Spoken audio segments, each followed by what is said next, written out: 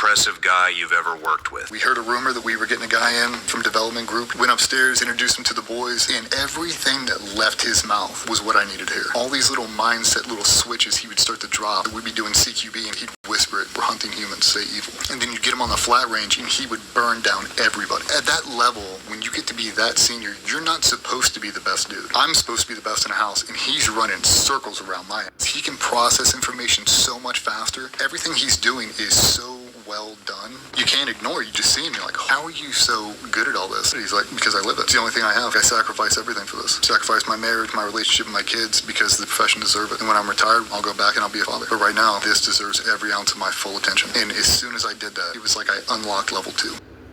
Who's the most impressive guy you've ever worked with? We heard a rumor that we were getting a guy in from development group, went upstairs, introduced him to the boys, and everything that left his mouth was what I needed to hear. All these little mindset, little switches he would start to drop. We'd be doing CQB and he'd whisper it, "We're hunting humans, say evil." And then you'd get him on the flat range and he would burn down everybody. At that level, when you get to be that senior, you're not supposed to be the best dude. I'm supposed to be the best in the house, and he's running circles around my ass. He can process information so much faster. Everything he's doing is so well done. You can't ignore it. You just see him. You're like, how are you so good at all this? He's like, because I live it. It's the only thing I have. I sacrifice everything for this. Sacrifice my marriage, my relationship with my kids, because the profession deserves it. And when I'm retired, I'll go back and I'll be a father. But right now, this deserves every ounce of my full attention. And as soon as I did that, it was like I unlocked level 2.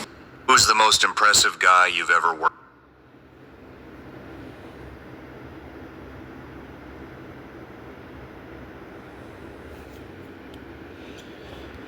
This is the book of Hebrews, chapter 3, and verse 1. Wherefore, holy brethren, partakers of the heavenly calling, consider the apostle and high priest of our profession, Yahushua HaMashiach. And before I get on with this video, I want to give all praises to Yahweh Ba'ashem Yahushai. The double honors to the apostles and elders of Great Millstone. May Yahweh Ba'ashem Yahushai's peace be bestowed unto you, hopefully elect. And my brother Yahweh call from the Great Millstone, Orlando. And watching this clip, man, it's a hard saying. It is one hell of a mindset. And of course, it made me think about the status of the elect 144,000 men that are going to be governing they're going to govern, uphold, maintain the ordinances of Yahweh Ba'ashem Shai. You know, the foundation that's on it all falls back on their shoulders, starting with Yahweh Shai first and foremost. You know, of course, Yahweh Shai being the chief cornerstone. And, you know, just having that mindset, as the scriptures say, arming ourselves with the same mind that Yahweh Shai had, roughly paraphrasing. You know, being about our Father's business as of right now, so that Lord's will, you know, that day comes when rest is allowed, we'll be able to enjoy the fruits of our labor. But as of right now, we're on a mission. And this is our profession. And the code saying, the profession deserves it. That's a hard saying to me. The profession deserves it. I'm gonna go to this in the book of Nehemiah 11.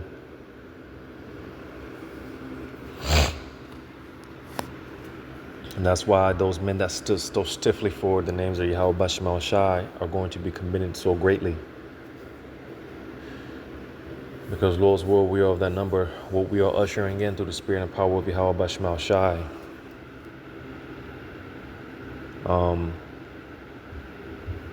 You know, what we are ushering in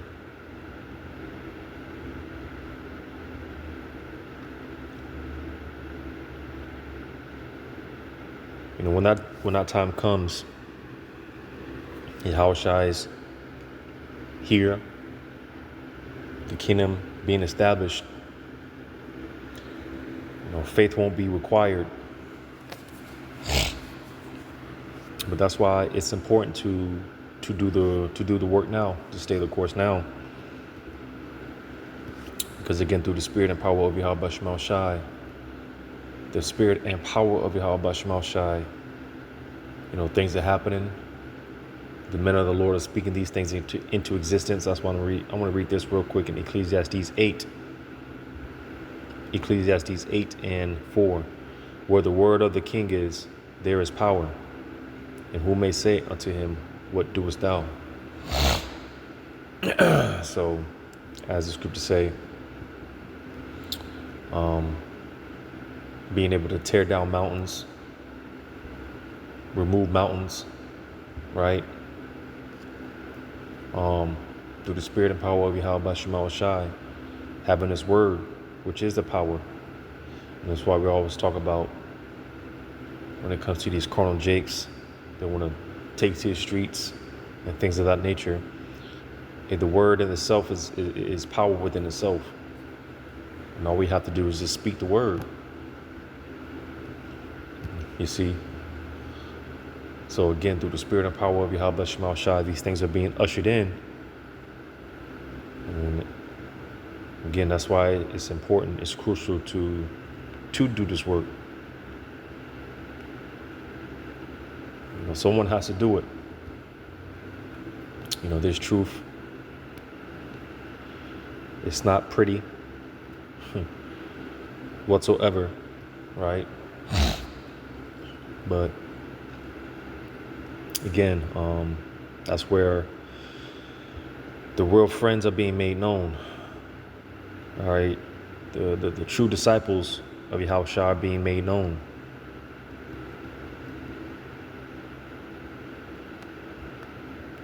Because against all odds,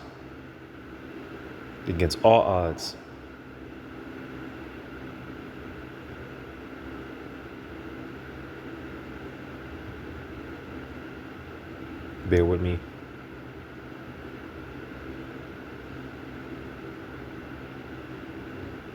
In 1 Corinthians 4:1. Let a man so account of us as the ministers of Hamashiach and stewards of the mysteries of the Most High. Moreover, it is required in stewards that a man be found faithful. So, again, Lord's will, you know, this gospel being entrusted unto us. All right.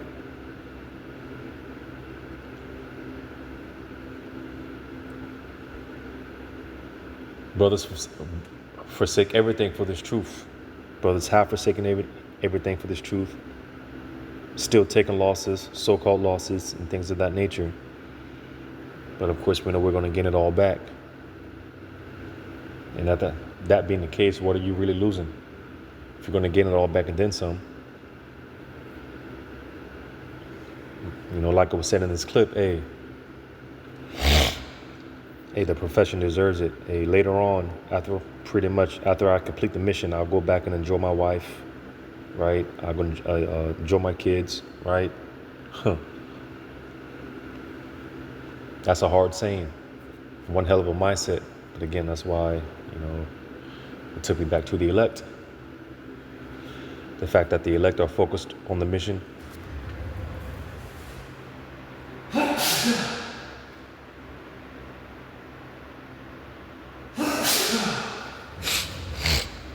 I saw a brother, I didn't watch the video yet, but the title was something along the lines of,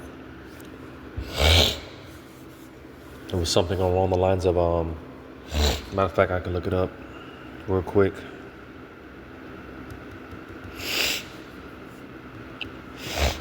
Because we talk about these things, or like Apostle Paul gave advice, hey, I'd rather you be like me, not have a wife. But if you got one, hey, then handle your business, and so on and so forth. And brothers that have families, the scriptures talk about how We hate our fathers, our mothers, right? But again, it's more so a particular mindset. All right, nothing comes before the mission. Nothing comes before Yahweh Bashim Shai. All right. So I'm gonna just grab this title real quick.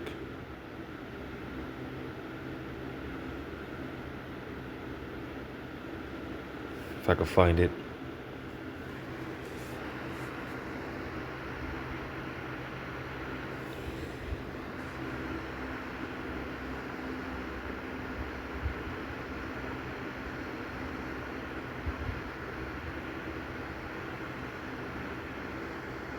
Bear with me. So this was a title from a brother. It says, "Are you a family man or a man with a family?" And again,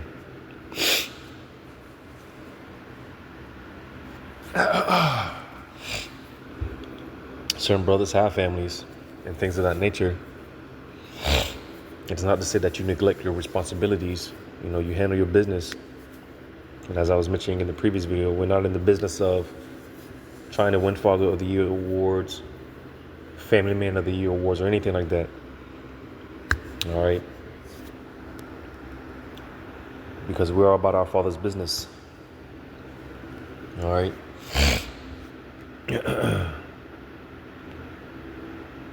We go to this in Numbers 11. I'm sorry, Nehemiah 11 and 1. And the rulers of the people dwell at Jerusalem. The rest of the people also cast lots to bring 1 of 10 to dwell in Jerusalem, the holy city, and 9 parts to dwell in other cities. And the people blessed all and the people blessed all the men that willingly offered themselves to dwell at Jerusalem. Now these are the chief of the province that dwelt in Jerusalem, but in the cities of Judah dwelt everyone in his possession in their cities, to wit Israel, the priests and the Levites, and the Nethinims, and the children of Solomon's servants. So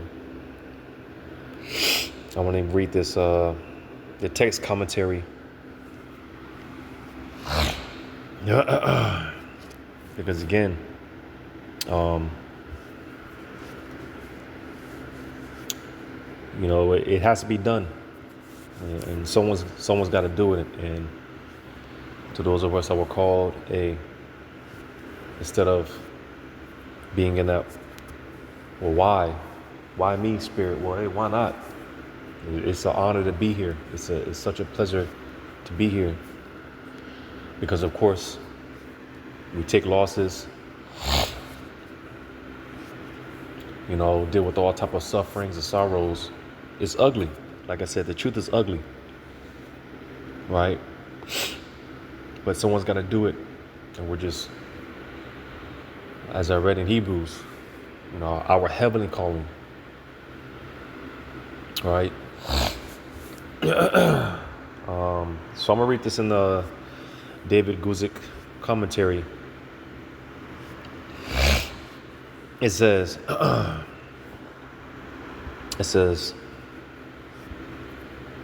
to bring 1 out of 10 to dwell in Jerusalem.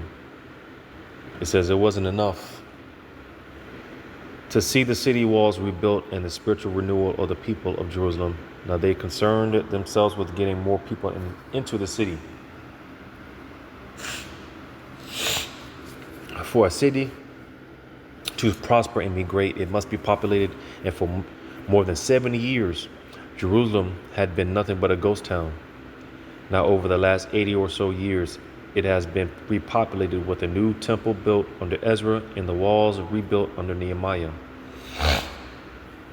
But the city still needed more people.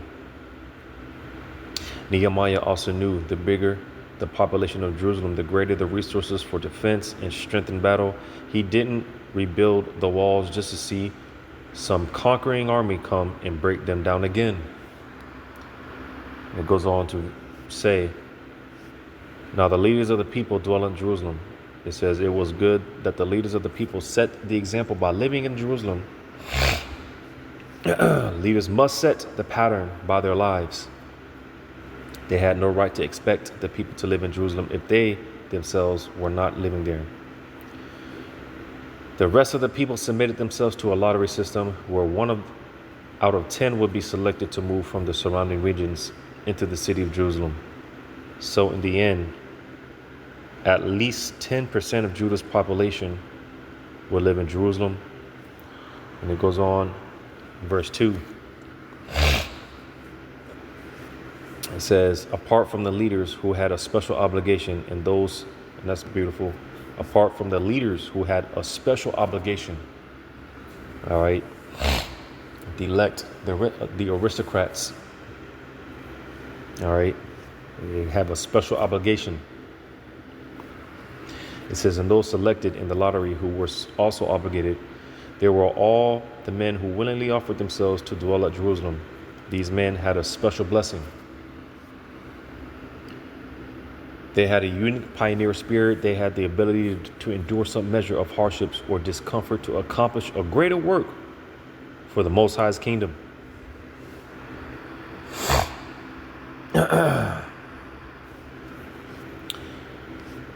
Man, that's cold.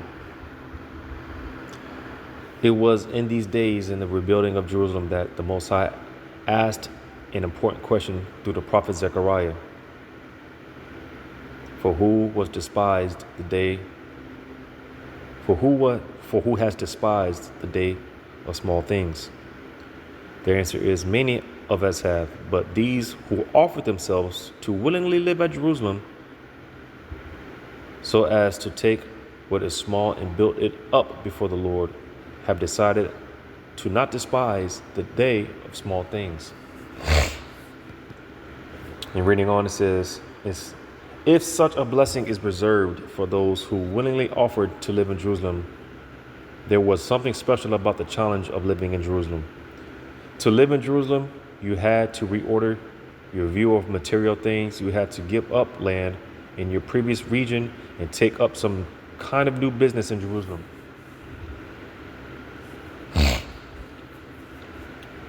To live in Jerusalem, you had to rearrange your social priorities, certainly leaving some friends and family behind in your old village.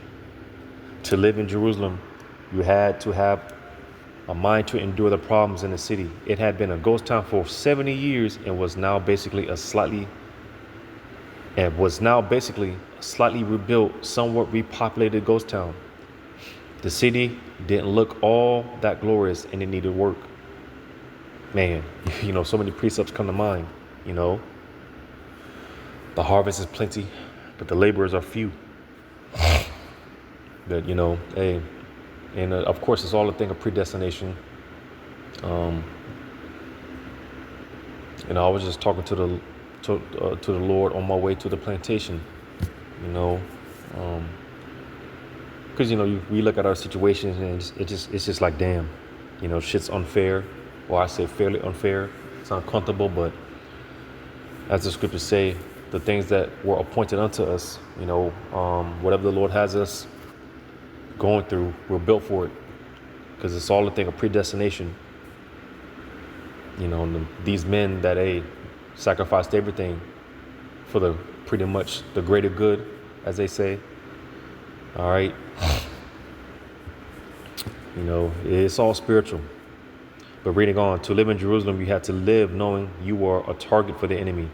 There were strong walls to protect you, but since Jerusalem was now a notable city with rebuilt walls, the fear was more from whole armies than bands of robbers.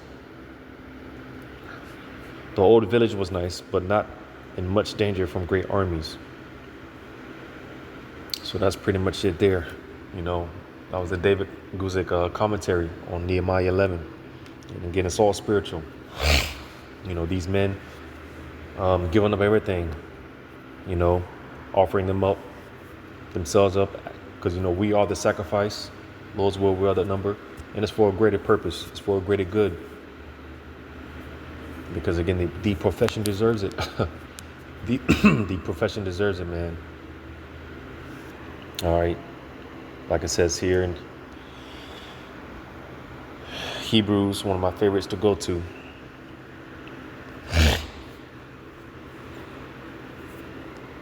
You know, as I quoted, having the same mind that Yahushua had.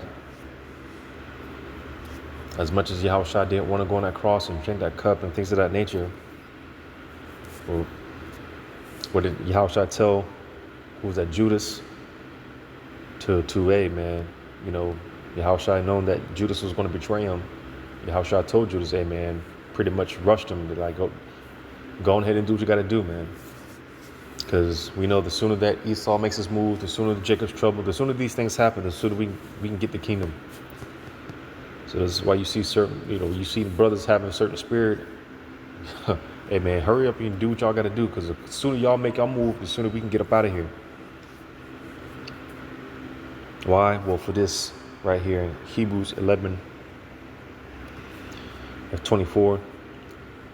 By faith, Moses, when he was come to years, refused to be called the son of Pharaoh's daughter.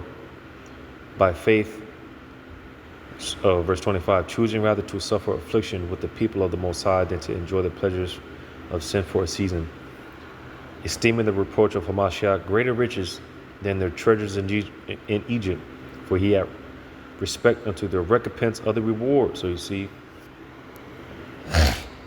all right, the bigger picture.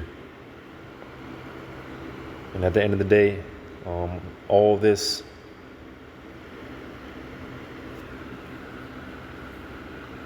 needless to say, it's going to be worth it. Again, and this is why we have to have that special gift of faith, because it don't look like it on the outside. You know, like I said, man, this thing, man, it's ugly. It's ugly.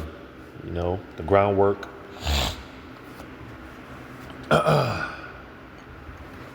Because typically no one wants to get down on their hands and knees, right? Plant the cement. No one wants to get dirty, but that's what the elect are essentially doing in the spirit.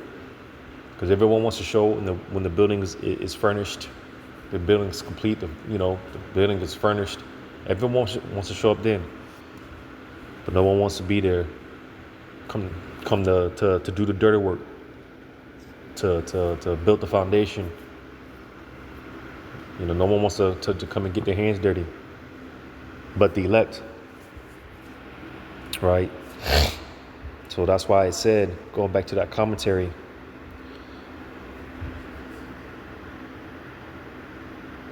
it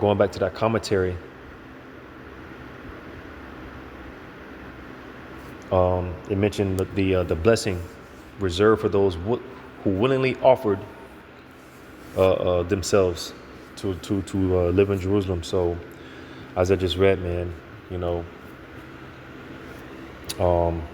as I read in Hebrews, right, Moses having that mindset that he esteemed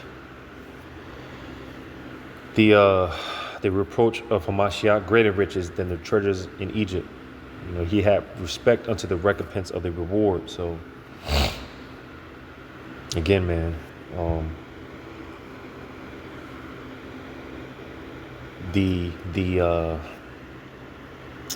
the profession deserves it. You know, we're not doing this for no reason.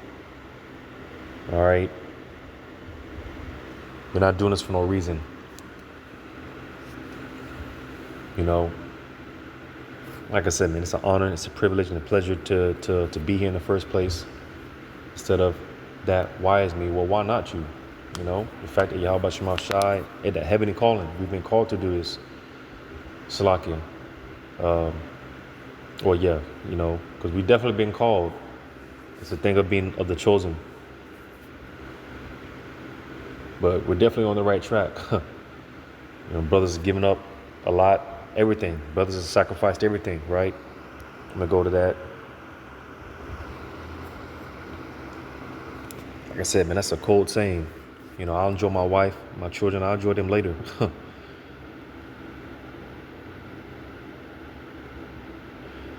So in Mark 10 and 28, then Peter began to say to him, Lo, we have left all and have followed thee. And Yahweh answered and said, Verily I say unto you, there is no man that hath left house or brethren or sisters, or father or mother, or wife or children, or lands for my sake in the Gospels. But he shall receive 100-fold now in this time, houses and brethren and sisters and mothers and children and lands with persecutions, and in the world to come eternal life. So you see, if we're going to get it all back anyways, and then some, what are we really losing for Yahweh Shema Shai? What are we really even losing? So, it's all about mindset, perspective. All right. Bigger picture. All right. And with that being said, Lord willing, this is edifying, giving all praises to Yahweh Shema Shai. Shalom to you, hopefully let